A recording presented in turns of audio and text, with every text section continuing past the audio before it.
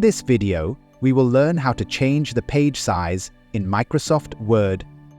Documents come in different shapes and sizes, such as legal documents, postcards, tickets, and flyers. Sometimes you need a custom paper size to fit your document format.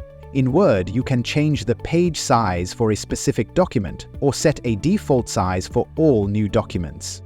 To change the page size of a document, open your document and go to the Layout tab. In the Page Setup section, click on Size to open a drop-down menu. You will see a list of standard paper sizes such as letter, A4, and legal.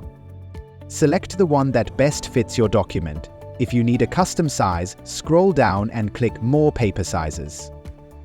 In the Page Setup dialog box, go to the Paper tab and enter the exact width and height values. Once done, click OK and your document will adjust to the selected size. There might be times when you need different page sizes within the same document. For example, the first few pages may be standard size, while the rest need to be a different format.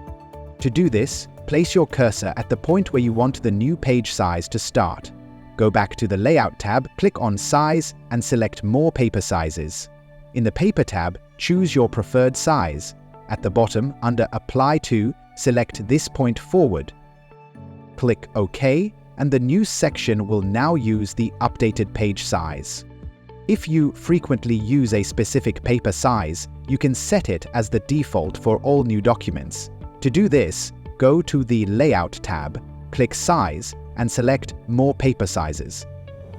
In the Paper tab, choose your preferred size and click Set as Default. A message will appear asking you to confirm the change. Click Yes, then OK. Now, every new document you create will automatically open with your selected page size. That's all for this tutorial. If you found it helpful, hit the like button. Subscribe to the Knowledge Academy's YouTube channel for more Microsoft Office tips and tutorials.